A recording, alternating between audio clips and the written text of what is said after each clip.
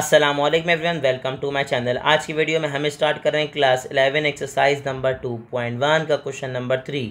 तो देखें question number 3 मेरे पास क्या है। Find the values of the unknowns in each of the following.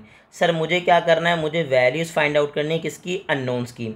अब कंडीशन क्या है, देखें पार्ट नंबर 1 में वो आपसे कह रहे हैं कि दो मैट्रिक्स हैं, दोनों आपस में क्या हैं, इक्वल। तो सर याद रखिएगा, अगर दो मैट्रिक्स आपस में इक्वल हों तो उनके ऑर्डर तो सेम होते हैं, साथ में सेम होते हैं उनके कॉरिस्पॉन्डिंग एलिमेंट्स।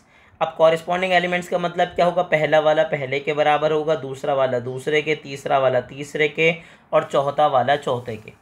ठीक है, तो अब मैंने क्या किया, मैंने मेंशन कर दिया कि सर मैं सॉल्व करने जा रहा हूँ। ठीक है, जैसे ही आपने मेंशन किया सॉल्व, तो हमने क्या किया, हमने क्वेश्चन को कर लिया रीराइट।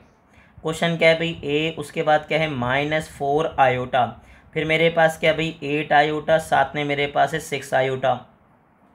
अब आगे बढ़ जाइए, उसने कहा राइट हैंड साइड में मेरे पास क्या है भाई 7 आयोटा, फिर मेरे पास है बी, बी के बाद है सी और सी के बाद क्या है बताइए डी।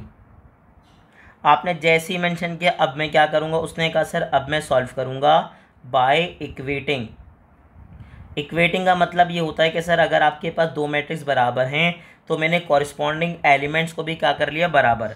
कॉरिस्पॉन्डिंग एलिमेंट्स का मतलब पहले वाले को पहले के बराबर लिया, दूसरे वाले को दूसरे के, तीसरे वाले को तीसरे के और चौथे वाले को चौथे के। ठीक है, एक ए के इक्वल बताएं कौन होगा, उसने कहा 7 आयोटा। ठीक है, आगे मुझे बताएं बी की वैल्यू क्या होगी, उसने कहा सर बी इक्वल होगा किसके, -4 आयोटा के। फिर मेरे पास बताएं सी किसके इक्वल होगा, उसने कहा सी इक्वल होगा 8 आयोटा के। और मेरे पास बताएं डी किसके इक्वल होगा, उसने कहा डी इक्वल होगा किसके, 6 आयोटा के। तो मुझे क्या मिला, मुझे सर ए भी मिल गया। ठीक है, ए के बाद मुझे क्या मिला, बी भी मिल गया। ठीक है, बी के बाद मुझे क्या मिला, उसने कहा चले भाई बी मिल गया, बी के बाद मुझे क्या मिला, सी। ठीक है, और सी के बाद लास्ट में क्या मिल गया बताइए, उसने कहा सर डी। यानी कि मुझे चारों जो अननोन थे इस इक्वेशन के अंदर, इस कंडीशन के अंदर मैंने चारों फाइंड आउट कर लिए और यही इसका प्यारा सा क्या हो गया, आंसर। तो देखें पार्ट नंबर 1 कितना आसान था। अब मैं कहाँ मूव करूँगा, मैं मूव करूँगा पार्ट नंबर 2 पे। तो देखें मेरे पास पार्ट नंबर 2 क्या है भाई, अब मेरे पास अगेन वही कंडीशन है। ठीक है सर, मैंने क्या किया, मैं मेंशन कर रहा हूँ सॉल्व और सॉल्व के बाद कर रहा हूँ क्वेश्चन को रीराइट। ठीक है, चले मैं मेंशन करता हूँ थोड़ा सा ऊपर सॉल्व। ठीक है, ताकि हम स्पेस बचा सके अपना, और क्वेश्चन को कर लेंगे रीराइट। अब मुझे बताएं सर मेरे पास क्वेश्चन क्या है, उसने कहा सर 2, फिर मेरे पास है -3, फिर मेरे पास है 5, फिर मेरे पास है A 9 0, साथ में क्या है भाई B C और फिर मेरे पास क्या है -1। अब बताएं सर उसके बाद जो मेरे पास दूसरा मैट्रिक्स है वो क्या है भाई, उसने कहा सेकंड मैट्रिक्स है मेरे पास क्या है D E और फिर क्या है G। अच्छा, फिर मेरे पास क्या है -2, उसने कहा सर F और F के बाद क्या है 0, फिर -4, फिर मेरे पास है 7 और लास्ट में मेरे पास क्या है -1। अब काम की बात सुनिए, काम की बात क्या है कि सर अगर ये दोनों आपस में बराबर हैं, अगर बराबर है तो मैं क्या लिखूँगा, मेंशन कर दूंगा बाय इक्वेटिंग कि सर अगर ये दोनों बराबर हैं तो इनके कॉरिस्पॉन्डिंग एलिमेंट्स भी आपस में क्या होंगे, बराबर होंगे। कॉरिस्पॉन्डिंग एलिमेंट्स बराबर होने से मुराद क्या है, देखें डी किसके बराबर होगा, उसने कहा सर डी इक्वल होगा किसके, 2 के। ठीक है, आगे बताएं, उसने कहा सर ई किसके इक्वल होगा, तो ई बताएं किसके इक्वल होगा, उसने कहा सर -3 के। फिर बताएं जी किसके इक्वल होगा, उसने कहा सर जी इक्वल हो जाएगा किसके, 5 के। ठीक है, फिर आगे बढ़ें, यहाँ पर ए है तो ए बताएं ए किसके बराबर होगा, उसने कहा सर ए इक्वल होगा -2 के। फिर बताएं क्या होगा, उसने कहा सर एफ़, और एफ़ किसके इक्वल होगा, 9 के। फिर मैं आगे गया, उसने कहा सर मेरे पास से बी। ठीक है, तो बी मेरे पास किसके इक्वल होगा, उसने कहा सर -4 के। और लास्ट में मेरे पास है सी और सी इक्वल हो जाएगा 7 के। तो मुझे सबकी वैल्यूज़ फाइंड आउट कर ली मैंने, सबकी वैल्यूज़ मुझे पता लग गई। डी पता लग गया, सर मुझे क्या पता लग गया, ई पता लग गया।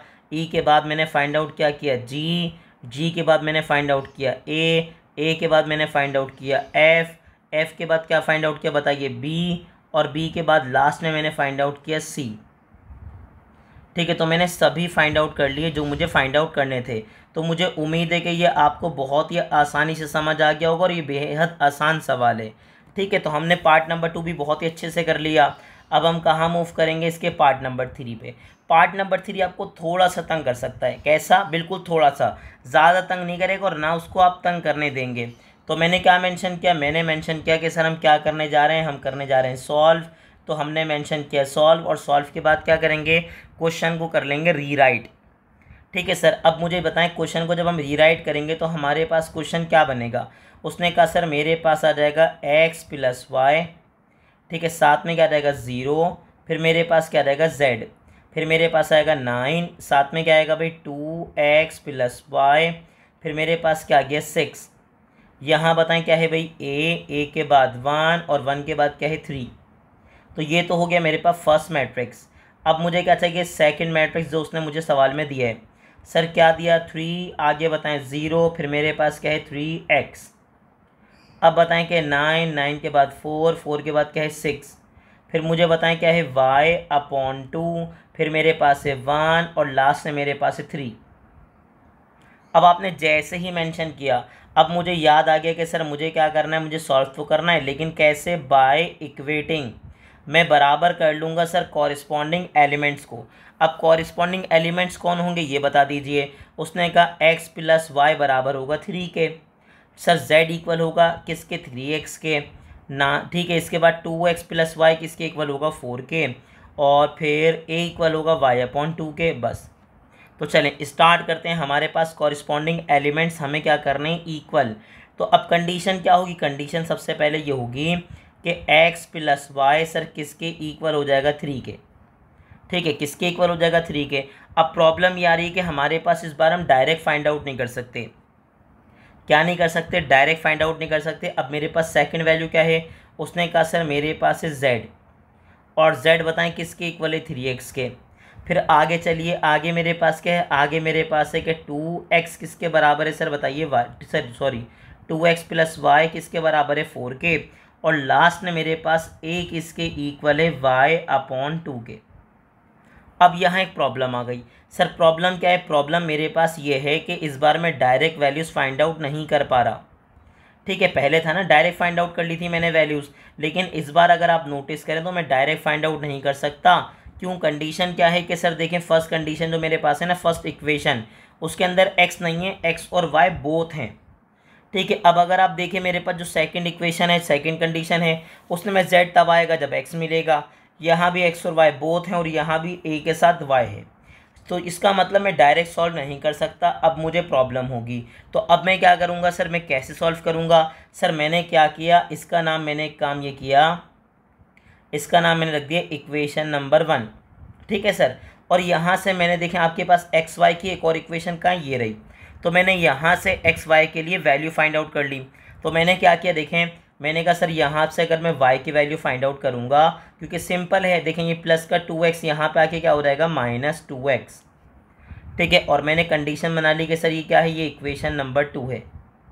इक्वेशन नंबर क्या है, 2। तो सिंपल अब एक काम ये करूँगा मैं यहाँ पर आके कि सर मैं क्या करूँगा, मैं यहाँ मेंशन कर दूँगा कि पुट कर रहे हैं। ठीक है सर, y = क्या, 4 - 2x। यहाँ से मैंने कंडीशन बनाई। या तो आप एक काम ये कर सकते हैं कि यहाँ से कंडीशन बनाइए, इसने पुट कर दीजिए, कोई मसले वाली बात नहीं है, कोई गलत नहीं होगा, दोनों स्टेप सही होंगे, याद रखिएगा।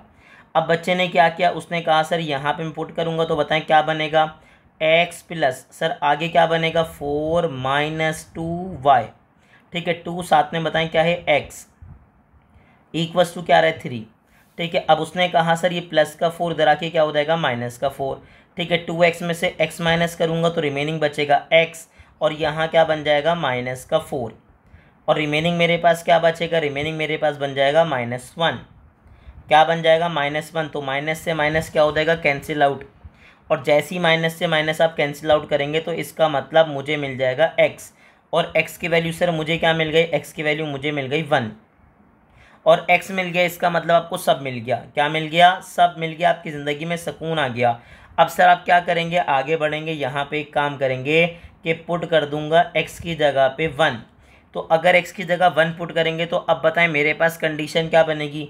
उसने कहा सर z = 3x, और x की जगह 1 आएगा तो z भी आपको मिल जाएगा, और क्या मिल जाएगा, 3 × 1 = 3। तो इसका मतलब मुझे क्या मिल गया, मुझे x मिल गया सर, मुझे z मिल गया। अब मैं आगे जाऊंगा और जैसे ही मैं आगे गया तो मैंने क्या लिखा कि सर मैं पुट कर रहा हूँ यहाँ पर भी क्या पुट कर रहा हूँ, x की जगह पुट कर रहा हूँ 1। तो अब बताएं x की जगह जब आप 1 पुट करेंगे तो आपके पास कंडीशन क्या बनेगी। उसने कहा सर y इक्वल्स टू क्या है 4 माइनस 2x और x की जगह पे क्या रहेगा 1। तो अब मेरे पास कंडीशन क्या बनी, उसने कहा सर y इक्वल्स टू 4 आगे क्या हो रहेगा -2 1 ज़ा 2। तो मेरे पास क्या बन गया भाई 4 में से मैं 2 माइनस करूँगा तो रिमेनिंग क्या बच गया भाई, उसने कहा सर मेरे पास रिमेनिंग आ गया 2। तो इसका मतलब मुझे वैल्यू ऑफ 5 भी मिल गई और सर वो क्या मिल गई, उसने कहा सर 2 मिल गई। तो सर मुझे सब मिल गया लेकिन मुझे क्या नहीं मिला, मुझे ए नहीं मिला अब तक के। तो ए के लिए क्या करूँगा, पुट कर दूंगा कि सर वाई किसके इक्वल है 2 के। तो अगर वाई 2 के इक्वल है तो बताएं मेरे पास कंडीशन क्या बनेगी। उसने कहा सर मेरे पास बन गया 2 डिवाइड बाई 2 और जैसे ही मैं 2 को 2 से डिवाइड करवाऊँगा तो मुझे क्या मिल जाएगा 1। तो इसका मतलब मुझे सब जो भी अननोन थे मैंने फाइंड आउट कर लिए और यही इसका प्यारा सा क्या हो गया आंसर। तो उम्मीद है कि आपको इसका क्वेश्चन नंबर 3 बहुत ही अच्छे से क्लियर हो गया होगा। तो आपको क्या करना है, आपको इसकी भरपूर प्रैक्टिस करनी है और ऐसे ही इन्फॉर्मेटिव वीडियोस देखने के लिए हमारे चैनल को लाइक करें, सब्सक्राइब करें और ज़्यादा से ज़्यादा अपने क्लास फेलो से शेयर करें।